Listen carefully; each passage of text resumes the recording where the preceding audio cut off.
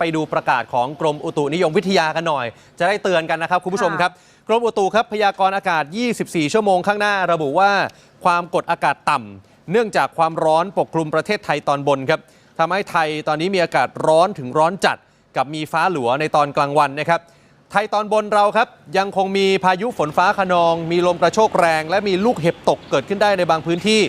รวมไปถึงบริเวณภาคตะวันออกเฉียงเหนือตอนบนด้วยนะครับเพราะฉะนั้นเหนือกับอีสาน